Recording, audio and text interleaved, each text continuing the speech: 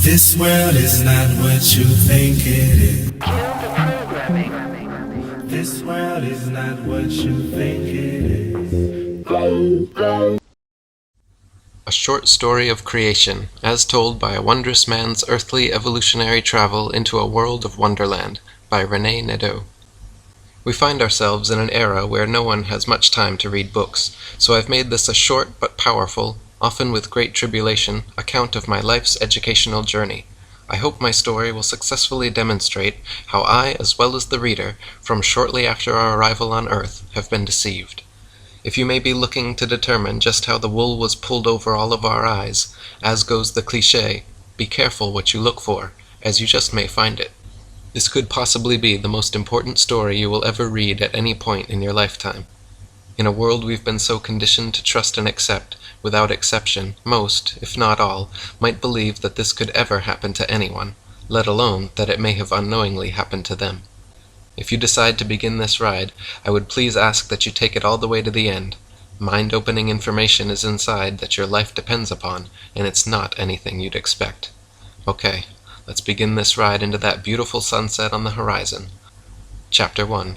Dreaming in Wonderland. I was tucked into my bed on this warm June night, very relaxed, AC on high, with my feet, as most always, resting on a hot water bottle. Anyone who hasn't tried this is truly missing out. It was pretty much a normal night, but for some reason this night my mind began to wander, reflecting upon what I've learned over my lifetime on Earth, thinking back on just how I had received and processed all that information, attempting to make some sense and purpose of it all as I drifted off into dreamland.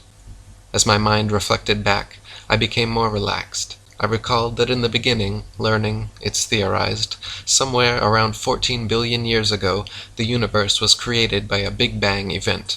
Apparently, a whole lot of nothing somehow came together, becoming so dense reportedly it could fit on the head of a pin, and with this convergence causing so much pressure or energy that it exploded everything into existence, with a Big Bang creating our ever-expanding and still-evolving universe. There's a TV sitcom called The Big Bang Theory, where I've witnessed a whole lot of nothing coming together, creating this TV program. School educated me that we live on planet Earth, the third planet from the Sun, with Earth's age estimated at 4 billion years old.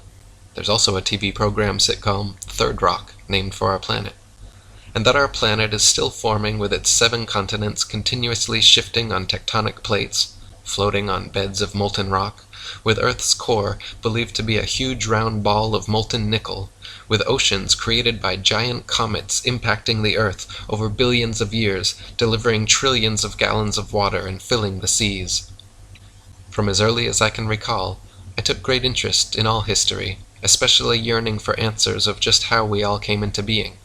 School educated me that dinosaurs reportedly roamed our planet Earth long ago and were believed to have become extinct about 60 million years ago through some kind of cataclysmic catastrophe, possibly a large asteroid colliding with Earth somewhere near the Gulf of Mexico, drastically changing Earth's environment. The resulting climate change then made way for humans to evolve from small warm-blooded mammals or rodents. That brought about our closest ancestors, estimated to have appeared about 6 million years ago, proceeding to evolve into modern humans 200,000 years ago. I recall in science class learning about Charles Darwin, who wrote a book, at that time a very controversial book, in the 1850s, called Origin of Species, where his studies of nature led him to conclude all life had evolved by way of natural selection, adapting and evolving in order to survive in their ever-changing environments, or else become extinct. Through his theory of evolution, Darwin theorized that humans had evolved possibly from one-celled organisms all the way up the evolutionary ladder, taking millions of years, with primates being our most recent ancestors, slowly evolving, and even still evolving, into who we are today. This evolution theory, combined with the Big Bang theory, was instrumental in my now being led to believe man evolved from primates, with the universe created by some kind of random Big Bang event, creating everything. I was raised Catholic, attending church services with my parents each and every Sunday. I would often make extra efforts to pay attention, but never recall anything making any real sense.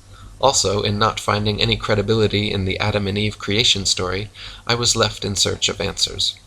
In the absence of any better explanation, as time passed, all this information assisted me in forming my understanding of the creation of life, leading me to my core beliefs as a devout atheist, to the point that if anyone even suggested there's a creator or a god, they were believing in fairy tales. In my early youth, I recall always craving to be informed of world events. With very few black and white TV channels broadcasting, our family religiously watched the 6 o'clock network news programs. Newspapers and my favorite magazine, National Geographic, were always at my fingertips. The space race was constantly in the news. I recall oftentimes our news networks would report that we couldn't trust Russia's state-controlled news media, highlighting that USA news reporting was unlike foreign news outlets, being our news media was free, honest, and truthful. We learned to have faith and trust in our free press, always reporting truth, even if and when US test rockets exploded on their launch pads.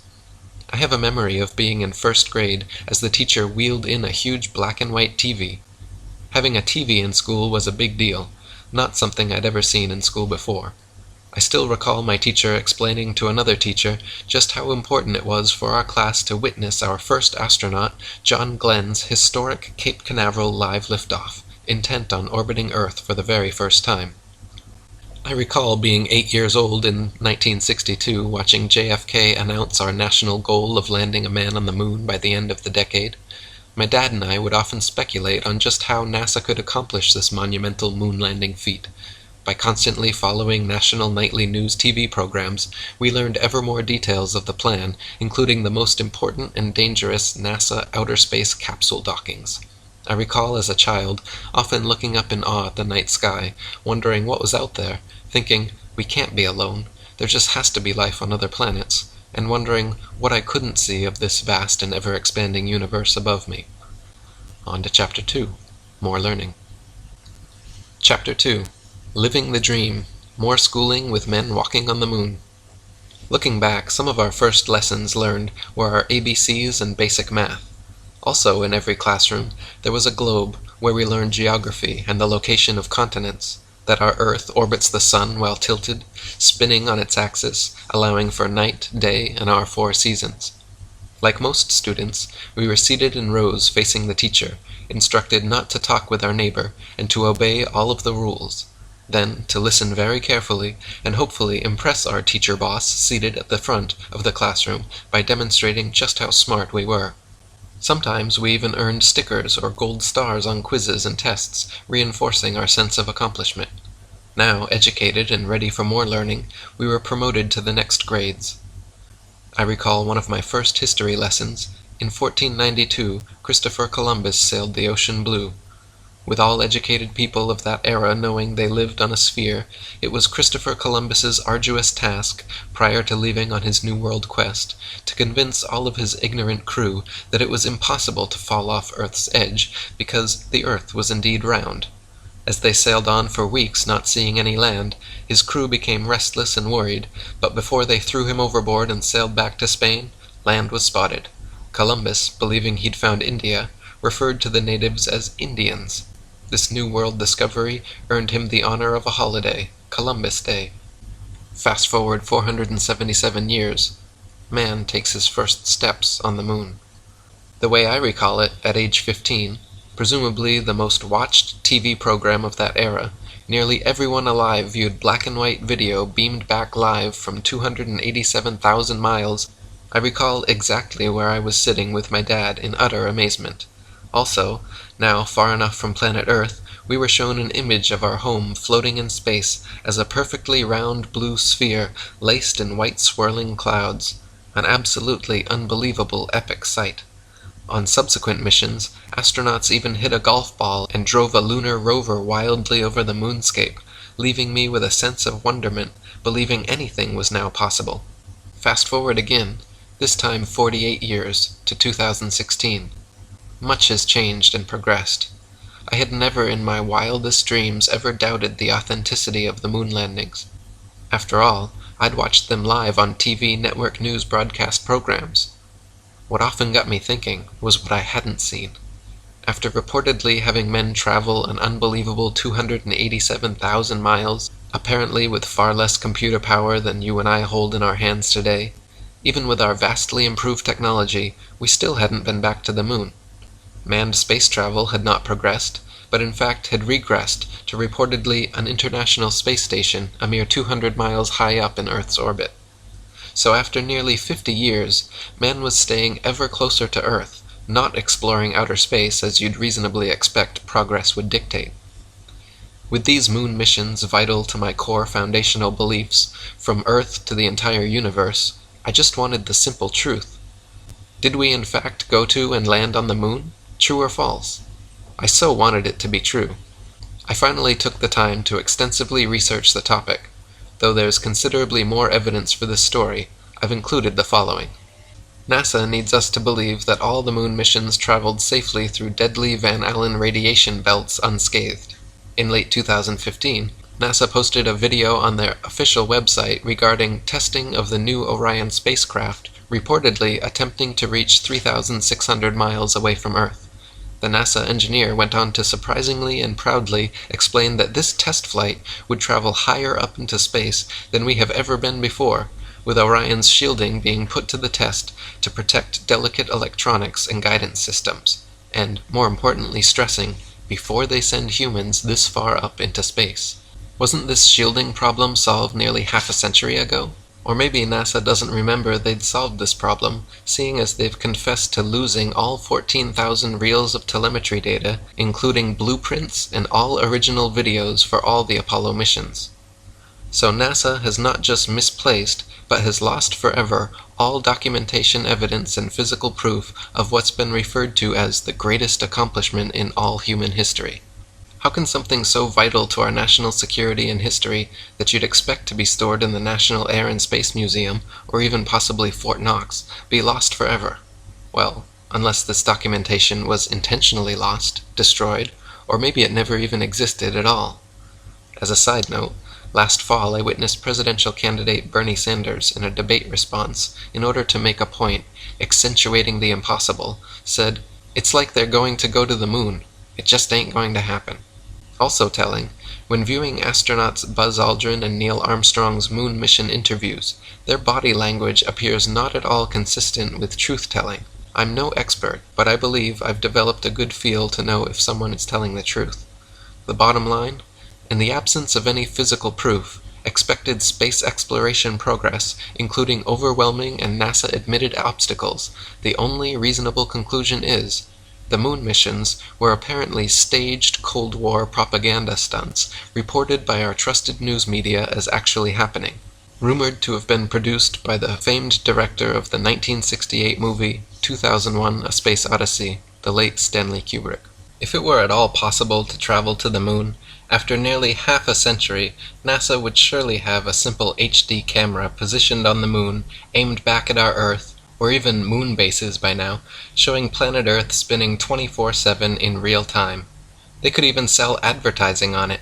I know I, like many, would have a dedicated screen on constantly for our spinning planet Earth. We've been led to believe we have seen photos of the Earth from space. The opposite truth is, there are no actual photos and/or real-time, real videos of Earth. Each year, NASA publishes new Earth CGI special effect images, remarkably with the continents drastically changing size and location from year to year. Reasonable expectations suggest oodles of real-time actual videos and selfie photos of planet Earth being available. Again, it's so often what we don't see that's so important to begin finding the truth. If you take the time to look, there's so much more evidence indicating our moon missions were no more than a Hollywood science fiction production. What I found shook the very ground I stand on, and this unprecedented deception is just the tip of the iceberg of revelations to follow. On to the next, extremely cold, Chapter 3. Chapter 3. From the Moon to Antarctica and Beyond. So, now feeling disillusioned and betrayed in discovering our moon missions were all staged but shown live on TV network news programs as actually happening, I began to wonder what else might need to be looked at more closely. Knowing very little about Antarctica, I decided to research it. We've been led to believe Antarctica is a massive frozen continent covered in ice, located at the very bottom of our planet Earth, of no real interest except for a few scientific outposts. The opposite truth is the apparent reason we don't hear much about Antarctica is because of its very great interest and cordoned off similar to Area 51. My research turned up that highly respected explorer Admiral Richard E. Byrd visited Antarctica several times. His last two expeditions were codenamed Operation High Jump in 1946 and Operation Deep Freeze in 1955 and 56, the details of which remain classified. Upon his return in 1956, he happened to do a live television interview, presumably under national security restrictions, and briefly went on to say Antarctica was the last great bastion of untouched natural resources, such as coal, oil, and other valuable elements. He indicated they had discovered a 10,000-foot-high mountain range as well as unexplored land beyond the South Pole, not covered by ice, the size of North America. These discoveries were quite astonishing. Admiral Byrd died at his Beacon Hill, Massachusetts home of a reported heart ailment in 1957, somewhat mysteriously. Antarctic exploration reports. There are none. No further publicized Antarctic expeditions. Antarctica became restricted to only those with national security clearances. Next, the United Nations Antarctica Treaty, signed June 1961, that won't even come up for discussion until 2040, a treaty no country has ever broken or fought over, making Antarctica off-limits to everyone and patrolled by the UN International Military, keeping out all unauthorized personnel. After schools and media this time became nearly completely silent about Antarctica, including the reported discovery of new land on Earth, I began to wonder more about what they may not be telling us, leading me to begin questioning and researching other information learned in school. What I found shocked me. We have been led to believe the Earth is a perfectly round blue sphere with water sticking to it, spinning at 1,000 miles per hour in orbit around the Sun, traveling 67,000 miles per hour, with our entire solar system traveling at 500,000 miles per hour around the galaxy, and the entire galaxy hurtling through space, resulting from the ever-expanding Big Bang created universe. The opposite truth is, better make sure you're sitting down. Shockingly, the Earth is flat and stationary, potentially covered by a solid dome firmament, as described in the Bible. Our flat Earth appears to be surrounded by an ice wall, estimated at 200 feet plus in height, encircling the entire flat Earth plane. I know, that may bring about the question, why hasn't someone just gone over the 200-foot ice wall to take a photo of the dome? Well, because the international military will stop you, thanks to the 1961 UN Antarctic Treaty's no-fly and no-sail zones firmly in place to protect this earthly secret. So before you say what you may be thinking, I know Earth can't be flat. I trust I live on a blue spinning sphere. It has to be true. Why would they lie or hide this? Which is exactly how they've programmed you to react. Stop. Please step back and critically think for a moment. The question isn't, why would they lie? The question is, why would they tell us the truth? If land and knowledge are wealth and power, why would the elites and governments share it with the peon slave masses who they openly state they want to depopulate? One of the hardest, if not the hardest, psychological undertakings anyone will ever attempt in their lifetime is to have an open enough mind to consider new information contrary to their unquestionable beliefs. Then, to become self-aware enough to recognize the need for and the importance of questioning their foundational understandings of the Earth. Why? Because this foundational lie is locked into our psyches at the onset of our instinctual childhood thirst for information. You're as sure of where you live on planet Earth, the third rock orbiting the Sun as a speck in the vast universe, as where your house is located in your neighborhood, or the nose is on your face. Now in your mind, like I once believed, there's no need to question it. With schools educating us that the Earth is beyond any doubt a spinning blue sphere as determined by geniuses over 500 years ago, along with Christopher Columbus proving Earth as round. Yes, Earth is thought to be round, but round like a dinner plate, with a 200-foot-high ice wall holding in the oceans. In essence, we have all unknowingly been made members of a worldwide fundamentalist cult religion, our minds controlled since near birth by the high priests within NASA and media. We are educated into believing this is an unquestionably true fact, more than just about any other fact of life, that our Earth is absolutely positively a spinning round globe, and trained also to know that anyone questioning this unquestionable truth is a total fool for dismissing the obvious. We've been led to believe when someone breaks with the program they're often referred to as a conspiracy theorist, a code word for those under mind control, triggering the discrediting of anything and everything the person, now a nut job in your mind, may question, suggest, and or uncover that goes against the official programming and story provided by the system.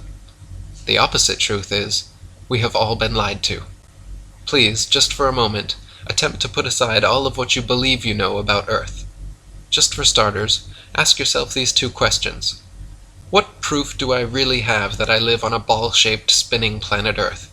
According to NASA, Earth is spinning at 1,000 miles per hour, while traveling 67,000 miles per hour, the speed of a bullet, in orbit around the Sun, and hurling through space at 500,000 miles per hour, all from the Big Bang. Rely upon your senses. NASA tells us we are spinning, but our experience is we feel no movement at all. Do you know when you're spinning or moving? 2. Again, why isn't there a simple HD camera positioned on the moon showing a selfie of planet Earth spinning in real time for all to see after nearly 50 years?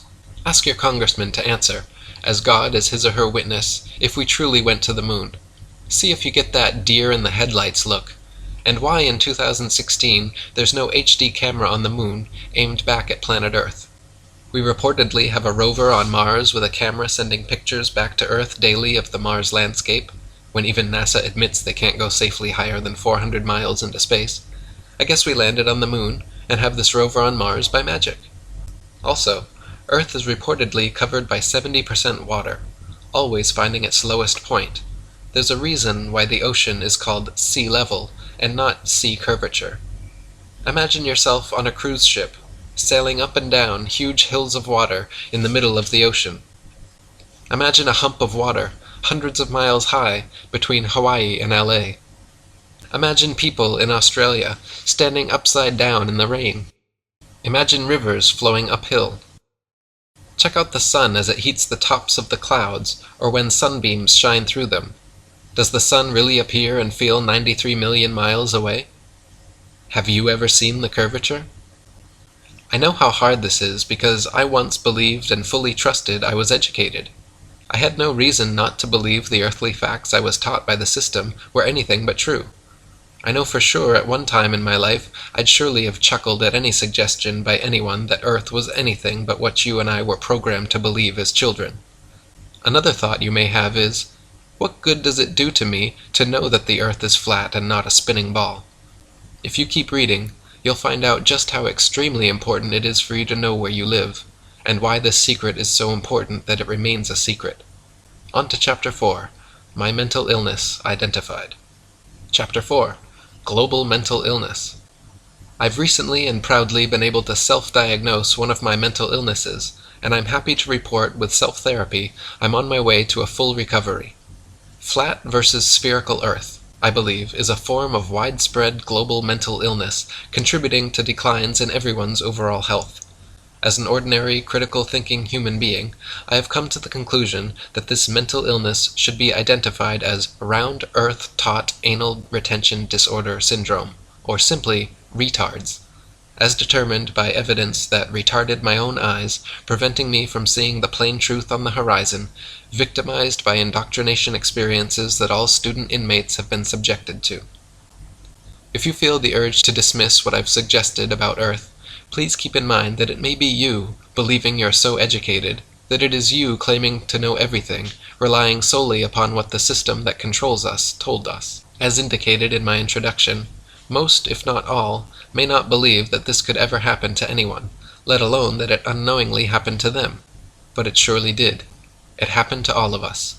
You may be shaking your head, thinking that I must have lost my mind. The opposite truth is, I've recently recovered my mind, after unknowingly suffering for decades from full-blown retards, after putting trust back into my own senses and remaining critical thinking skills. Symptoms of full-blown retards may include dumbed-down, indoctrinated consumer debt slave, brainwashed, defending the very system of lies embedded in their minds since near birth that enslaves them, programmed to blindly trust all facts reported from a presumed trusted source as unquestionable truth, conditioned to ignore new information suggested by anyone that goes against their programming, even to go so far as ridiculing and ostracizing them. So comfortable and trusting of the system, they are unable to see any reason to seek out the truth about Earth. The bottom line: the retards in recovery is recovering from believing in fairy tales, much akin to a child in denial after finding out their parents were lying about Santa Claus. These early and formative years are crucial stages in understanding just how the world works, but now the child is forced to face the reality that their trusted parents lied to them.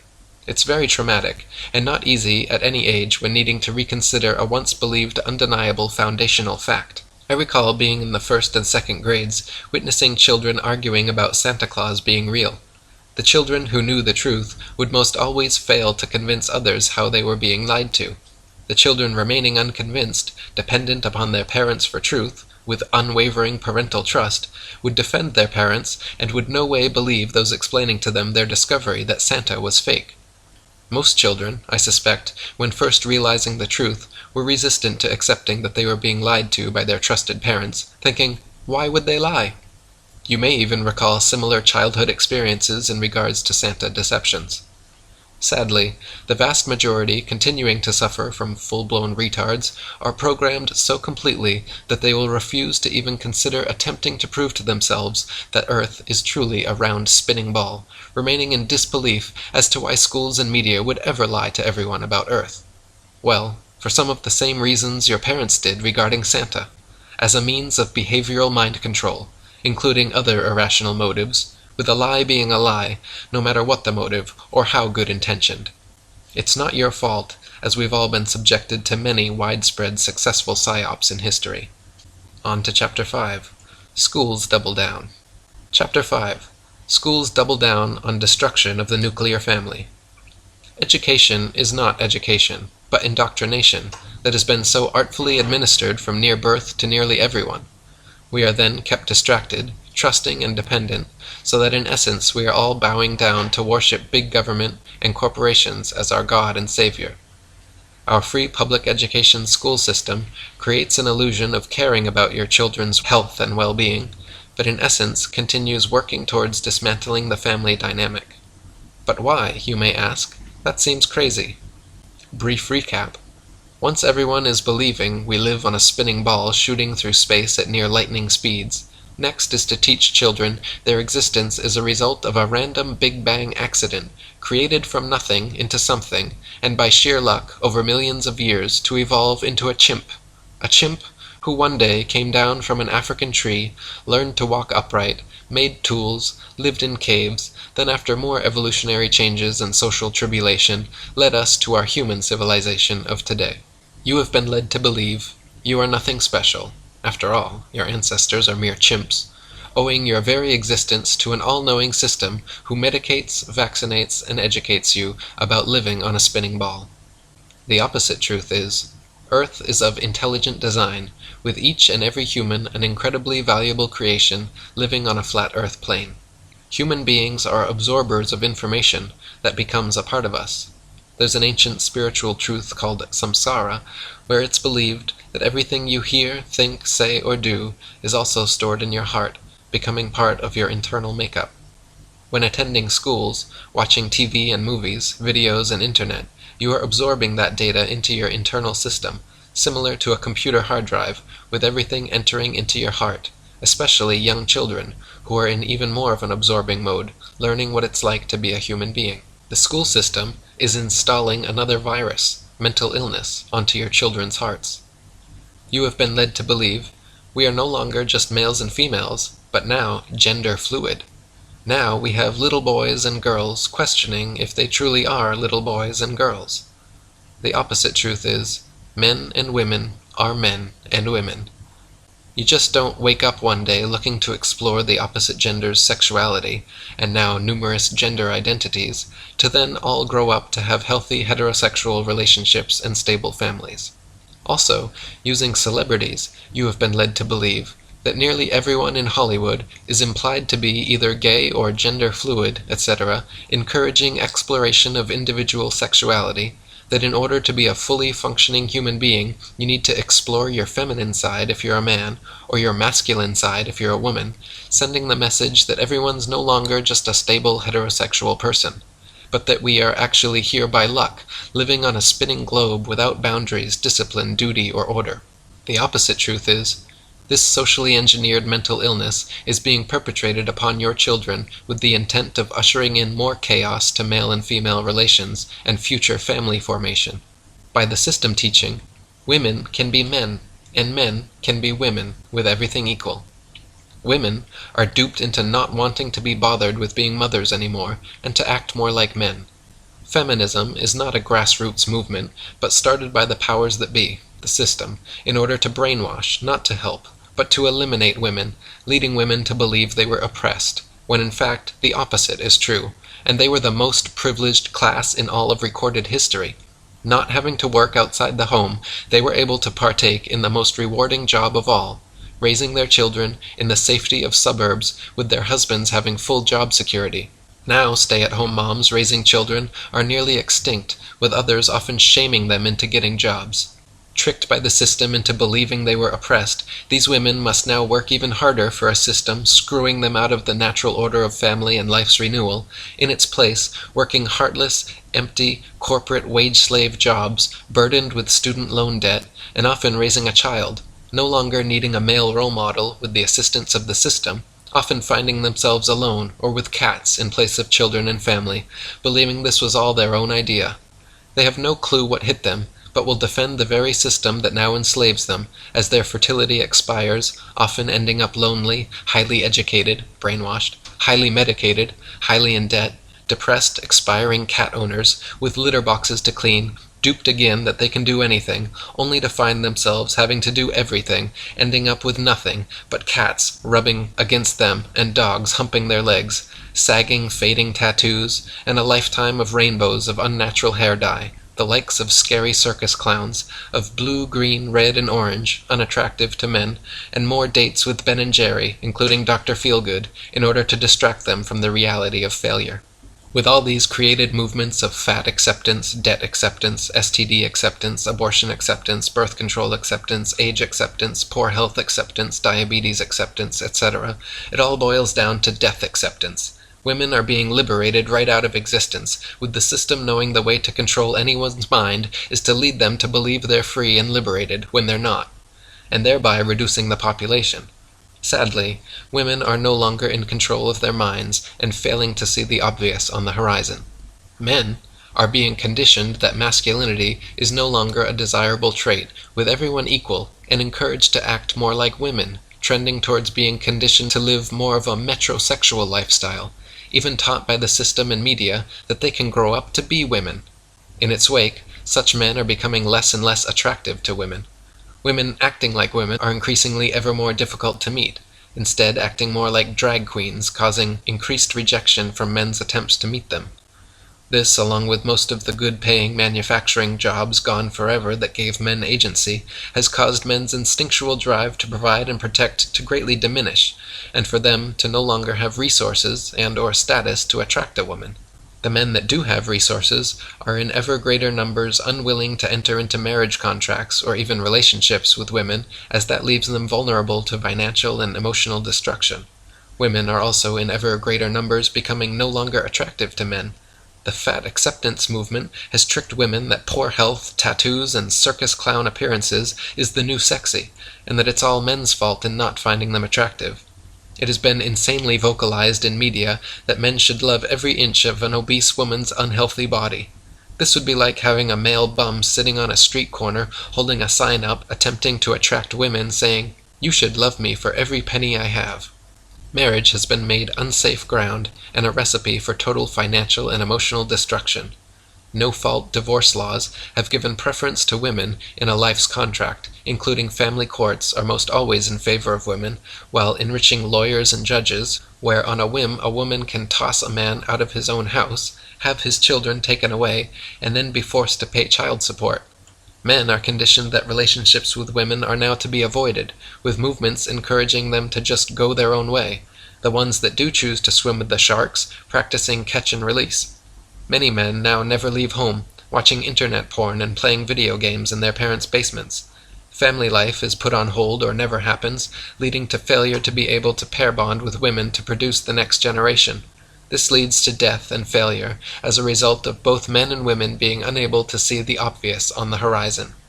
The system is hell-bent on destroying the nuclear family, increasingly exerting ever more control over a population they intend to greatly reduce by controlling their minds, dividing and conquering us in ways we never saw coming and we still don't see happening. The U.S. population continues steadily falling below replacement levels, with fertility rates at all-time lows and single mothers giving birth to 40% of all babies born. Do you hear the system ringing any alarm bells to promote increased birth rates and marriages? No, but you may hear champagne bottles popping in the elite circles, celebrating success of peons unknowingly educated, brainwashed, right out of existence. Check the falling fertility rates for yourselves. Better yet, look around you. How many of your children, versions of you, do you see? Any? The intended result? Make men and women less and less attracted to each other. Accelerate the total destruction of two-parent nuclear families' godlike ability to create and nurture new life and healthy family values by example. Socially engineer away a mother's job of teaching children how to love and a father's job of teaching them how to become adults. It is being dismantled in front of our eyes by a system molding children's thoughts and beliefs with insanely confusing messages and foundational lies. On to Chapter 6. Schools making us ill. Chapter 6. Schools promote a lifetime of debt, making us ill, and more. Schools are often criticized for their inadequacies, but on the contrary, schools have achieved remarkable success. Parents, products of the system, are so conditioned that they seek out perceived better schools for their children to help ensure they'll receive even more enhanced mind control conditioning. Illusions of truth, trust, and facts are all built upon the foundation of the globe myth, making way for any misinformation to follow, easily accepted by an unquestioning, mind-controlled population. Fully transformed into unquestionably believing everything and anything disseminated from the perceived trusted corporate media source, now instinctually conditioned to dismiss anything contrary to any official story reported in the news media. So even if someone says, "Hey, that just doesn't look right. Did that event really happen?" the correct answer always has to be, "Well, of course it did. We saw that reported on a TV news program. What's the matter with you anyway, you moron? Get with the program." Trusting in the system, students are also taught to eagerly go deeply into student loan debt, in bondage for decades, for what they perceive as vital higher education, all in the absence of any guarantee of finding well-paying jobs, oftentimes ending up deeply in debt, working at low-wage jobs as feudal slaves. Now, with even fewer resources to start families and have children. The consumerism slave graduate learned, like it? You don't just want it, you need it. Go ahead, buy it. Buy it now. Can't afford it? Here's your credit line. Enjoy yourself. Life is short. Have fun. You are all that's important. Now, after being proficiently programmed on how to be a good member of our consumer society, students are led to also believing pharmaceutical medications are the answer to just about anything and everything. Don't worry, if material goods don't make you happy, there's a pill for that. Eat, drink, and be merry. We have a number of pills for that, and some insulin as well. Can't find a job paying a living wage or a husband or wife? We have pills for that. Can't get it up? Man, do we have pills for that. Again, don't worry. You no longer need or want the responsibility and burden of having and raising a family. Explore your sexuality. Today a man, tomorrow a woman, next day maybe both. Gender is just a social construct. Choose the public restroom that fits your mindset for today. You only live once. Live for your enjoyment. Take selfies all day. It's all about you. We'll take care of you when you get sick and old. No need for an extended family or any family at all. The system's here just for you. The message? Promoting gluttonous, narcissistic, irrational consumerism, debt, and confused sexuality. Led to believe, to be happy is to be distracted, medicated, and surrounded with material goods, to neither care nor realize you've been rendered a mindless slave. The opposite truth is, now rendered too distracted to even think about the absolute most important, challenging, and fulfilling part of life, creating and nurturing new life back to the earth, your success, your legacy. Result? Any children that happen to be born are destined to become even more controlled by the system. The population continues falling, unknowingly placed under a spell of free public education and media, no longer in control of their own minds, Unable to see the obvious, they've eliminated you forever by controlling your mind and the minds of your children. They've made it all about you, and it all ends with you. Chapter 6.1 Our Economy Today as We Age. Since we manufacture very little here in the USA anymore, something needs to drive our economy. It might as well be health care for ailments resulting from consuming poor and/or GMO diets and who knows what else. Under the illusion of health, doctors trained by the system are now looked upon as gods or high priests of the system. They are to provide you a longer life as they proceed to prescribe poison pharmaceuticals and vaccinations that may affect you who knows how badly, from liver damage, memory loss, to cancer with endless possible side effects, etc. Meanwhile, the food industry, encouraging mass consumption resulting in obesity and being hooked on food that destroys your body's ability to make insulin, only to end up with diabetes, knowing the inevitable pharmaceutical gods, mouths are watering, set up to care for all those brainwashed consumers who won't be able to live without them. Similar to a corner drug dealer of the past, there to sell you what you can now no longer live without. The system, again just for you, is searching for cancer cures, not for prevention, and knowing in advance there will be an ever-increasing demand, keeps cancer treatment centers popping up everywhere to meet the upcoming known demands. Only a society given all the opportunities and encouragement to make itself ill in every way needs a massive healthcare system. Again, the system caring about you is an illusion. We are being lied to on a scale that's off the charts. The bottom line is, for their bottom line, and also to put you through the agony of barbaric treatment with high-priced powerful chemicals for as long as possible before you die. They've even made giving birth unnatural, oftentimes becoming an ever more risky and profitable and ghoulish prospect, with C-sections ordered by your trusted doctor becoming ever more common. For those who do live a long life, the end of life oftentimes finds a way to again be unnatural, sedated with pharmaceuticals, starved, and dehydrated to your last struggling death breath. The message again, don't have children because this is a horrible, painful, meaningless, consumer-driven, debt-burdened life from beginning to end, and just not worth it. On to Chapter 7, 7th inning stretch, and so much more.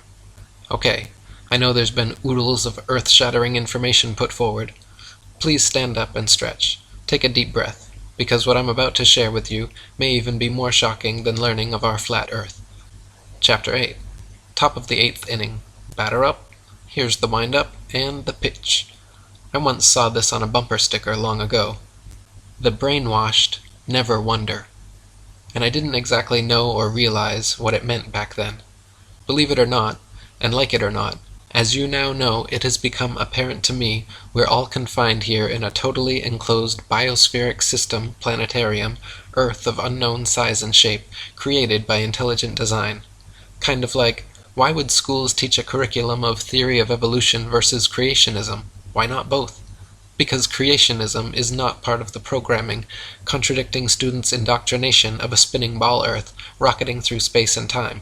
With them, monkeys' uncles, as passengers, now assigned a set destination, with no children of their own ride with them, being when the ride you believe you're spinning on while taking selfies is over, you exit the ride by stepping off, gone from Earth. Next stop, hell.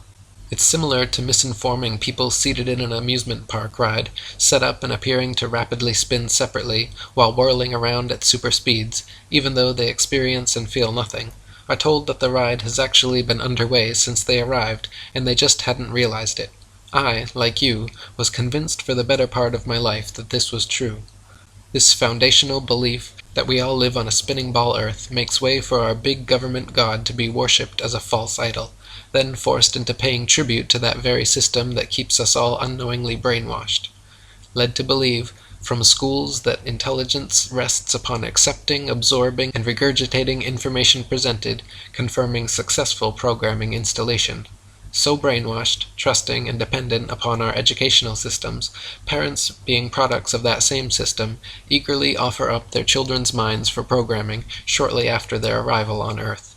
With the message, to resist is not only futile, but insane. The population is harshly punished into submission until accepting the programming one way or the other. The opposite truth is you're left with two choices. You can be true to yourself, ask questions, find real answers, and break free from your programming. spread the truth about Earth far and wide, at the risk of being ostracized, knowing that when attempts to expose the flat Earth to programmed, controlled minds are made, they'll vehemently resist.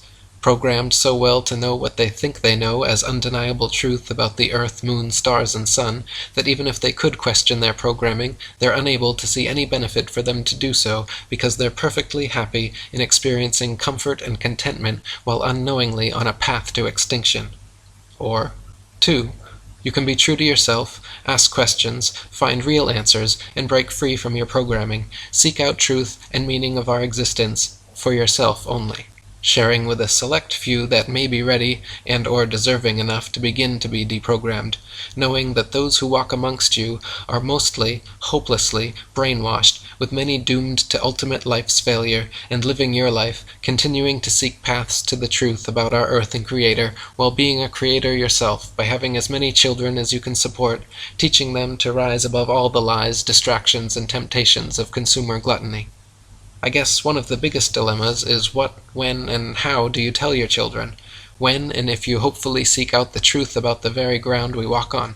Do you tell your children all of what they're learning in school is BS, and while attending school to do it in a mode of suspension of disbelief? Do you withdraw them from school to homeschool them, knowing it will not prepare them for the world of deception we live in? Do you advise them to listen even more carefully in absorbing the programming entirely, and maybe, just maybe, they can become an astronaut, if they have the right stuff, selected for a possible upcoming mission to Mars, for a starring acting role, playing the part of a pathological liar? Do you flat out tell them the flat out truth about our flat Earth, and that they have been under mind control, with everything they have been told, have learned, and will be taught are lies intent on keeping them from reproducing? Will they even believe you? That, my friends, is all up to you to handle and figure out. It brings tears to my eyes that life is nothing like we have been led to believe. Those in control of our minds have convinced us that we all live on a painting of a spinning ball. It's been said, the bigger the lie, the easier it is to believe. Sadly, believing the biggest lie ever told in all of human history has resulted in the masses' total loss of control of their mind, body, and spirit, a loss so complete that many will never even realize they have lost it. On to the 9th, final thoughts. Chapter 9. Some final thoughts. Bottom of the 9th inning. Sadly, as I confessed in Chapter 1, I was led into becoming a devout atheist, zombie troglodyte, victim of my schooling indoctrination, reinforced by media, educated with BS and false earthly facts. Somehow breaking free from the master programming that stuck just enough, keeping me in the dark for decades, leaving me embarrassed that I didn't question all learned basic earthly facts I was led to believe sooner. For my entire lifetime I always considered myself open-minded, but knowing if anyone approached me 2 years ago and just mentioned the Earth might be flat, I would have instantly determined that a retarded moron was in front of me, because I, like you, believed I was educated with all I needed to know and fully able to spot a retarded moron when I saw one. I always attempted to live my life in that extraordinary claims demand extraordinary proof, when presented with any claim appearing as wild or outlandish. This strategy served me well in keeping me from believing what wasn't the truth. But I must confess to you right here, right now, flaws and errors in employing this foundational philosophy. For this to work as intended, it needs to be all-inclusive of any and all sources, or it can't be depended upon to serve you. My mind was unknowingly being controlled, just as yours is reading this right now, into trusting our educational system and news media to provide and disseminate truthful information, causing me not to consider what turns out to be the extraordinary claims actually being made about our Earth being a globe, all in the absence of any real proof. You were all wholeheartedly trained into putting blind faith and trust in what we've all been taught, in school and or shown on TV news, just as I was, even above our own senses. But if you like, you can call me a retarded moron for questioning my programming, and or for just sharing my discoveries. The opposite truth is, it's you that unknowingly suffer from full-blown retards, that childhood-induced mental illness known as round-earth-taught anal retention disorder syndrome, with school systems and media apparently doing even a better job on you than they did on me, trusting, as I did, that the system provided all the true facts needed to be known. As indicated in Chapter 2, my journey began with just needing the truth regarding our moon missions. again reported as being the greatest achievement of all humankind, and finding them to be fabricated. Then I discovered the secrecy surrounding Antarctica, and lastly, evidence exceedingly well explained by Eric Dubay's YouTube videos demonstrating proof positive the utter impossibility that we're living on a perfectly round spinning blue marble hurtling through space. The more you desire and dig for the roots of your very existence and why we find ourselves in this game of life, the more you'll be amazed, being there's much more to this life than we've been led to believe, and sadly this desire is constantly and unknowingly being programmed out of everyone. Big government and news media has even made the word truth politically incorrect. Now anyone no longer under their mind-controlled programming are identified as truthers. Truth is not something anyone should be seeking. As in, get with the program, you moron. Only a moron would question the program's honesty and integrity. There's a notable quote in George Orwell's book 1984. In a time of universal deceit, telling the truth becomes a revolutionary act. Governments have no fear and no reason to fear any mass awakening due to their overwhelming programming successes. With generations of programming so hardwired, even if a prominent government official happened to appear on live TV announcing the Earth as being truly flat, overwhelmingly the masses would unquestionably know this retarded moron had lost his freaking mind. I've written my story for those with gut feelings that something's wrong, but are unable to put their finger on it, hopefully now intrigued enough to investigate it for themselves. I would hope you'd agree that the only one anyone can truly rely upon and trust is yourself. There's a saying often heard when people are talking with one another, I suspect to ensure that they aren't being led to believe and or left feeling gullible having believed something made up. It's, are you serious? Now that I've shared with you what I've discovered, are you seriously not going to stop and think about it all for a moment? When you are told you are something you're not, and you believe it. You are living somewhere you aren't, and you believe it. You are flying, spinning, when you aren't, and you believe it. You can be told anything after, and you will not disbelieve it, resulting in now believing you are a monkey's uncle, living on a spinning ball, rocketing through endless space. Sounds crazy, but that's what we've all been led to believe. Those who are educating you with foundational lies have motives for doing so. They are treating you similar to a farmer caring for his livestock, feeding them what he chooses, keeping them content, comfortable, and distracted until they live out their usefulness. Charles Darwin got one thing right. Through his observations, he concluded survival of the fittest as being the key to life, with only the smartest, most healthy, and especially those with the ability to adapt, giving birth to and nurturing the next generation, or else experience the cruel reality of unceremonious extinction, wiped from the face of the earth. Human survival of the fittest will be only for those who can adapt by discovering the foundational lies we have insultingly been led to believe. First by realizing they are being lied to, then the hows and whys, then adapting and taking steps to begin recovery in coming to realize that we are of intelligent design, with true success measured by the unity of a strong family with as many children as you can care for. Wait a second. I think I just woke up. Nope, maybe not. Am I dream writing? Still dreaming? Did I just say the Earth is flat? Or is it round? It just has to be. Did we land on the moon? Is Antarctica a continent? Maybe. So tired. Groggy. Just my head is spinning, but I'm not. Getting comfortable again on my side. Feet back on my hot water bottle. Thank you for completing my story about a regular guy believing he was educated. Attending school, he learned basic earthly facts, including those of the creation of life in the universe. Upon graduating, he experienced a great sense of accomplishment, believing he, along with everyone else, was also now educated. Only as a result of a dream did he later come to realize he truly knew nearly nothing about most everything. He had trusted that our news media would keep everyone honestly informed with real news and other important information, but as time passed, found the opposite had taken place, with countless presumed actual news reports being staged government propaganda, later to end up in history textbooks as actually happening. Ironically, those pulling the strings have scientists building machines that can think critically, AI, while school teachers are programming our children not to think, no intelligence, NI. One day, soon, presumably replaced with manufactured, soulless robots, allowing for even more control by those in control. Big government can't be trusted, with their greatest fear being a populace of well-informed, enlightened, strong spiritual souls uniting, fearing this unity of all the people on earth will end their power they have over us to control us with lies. Again, the powers that be absolutely do not want us peons to have their same level of earthly knowledge. Able to see the big picture, they influence our minds to bring about their desired population reduction.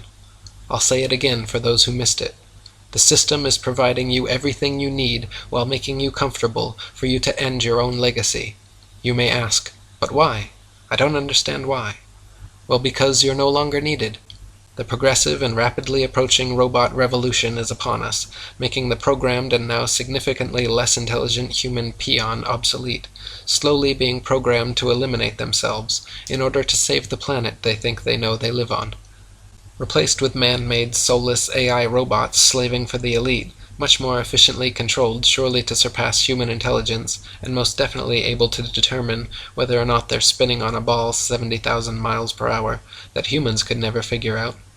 In the end, only kindness matters, so please be nice to everyone, especially those who dare to begin attempting to unravel years of deceptive programming, hopefully finding a path to the meaning and purpose of their existence, while being creators and nurturers of renewed life, adapting to become one of the ancestors of a human survivor of the fittest, and possible chance for spiritual recycling, living on in some other form.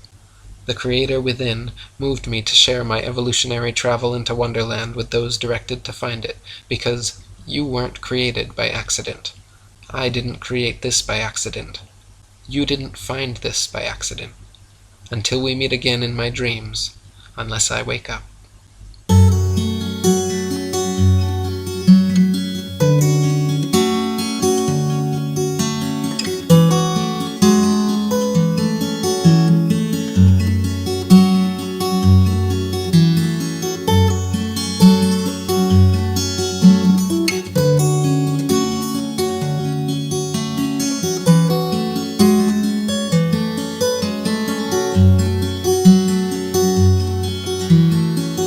They always treat you like a child, and they've stolen all your instincts to be wild. Maybe you swallowed all their lies, 'cause you opened up your ears and closed your eyes. So swim,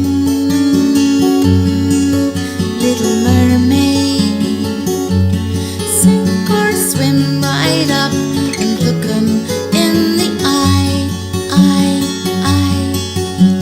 Swim, little mermaid, with your sword of truth. It's time to pierce the sky. It's not easy to believe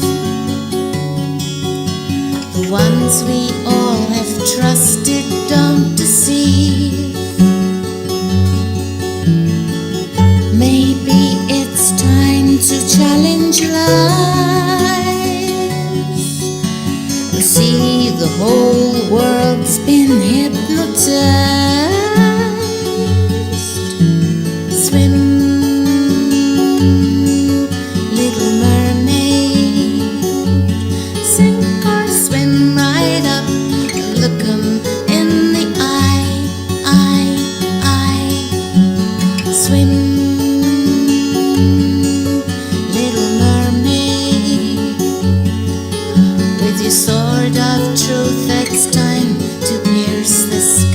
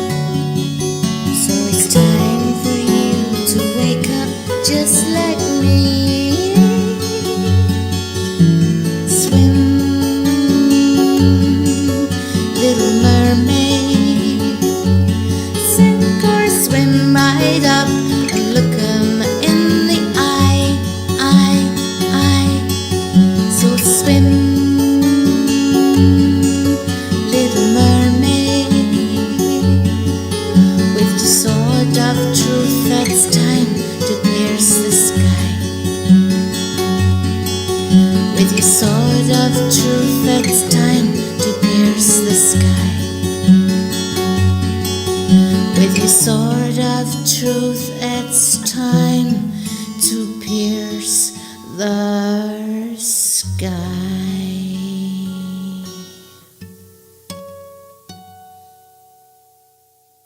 The earth is flat, and a witch stole his pants. Wake up. Wake up, wake up. Send this message to Prince Constantine.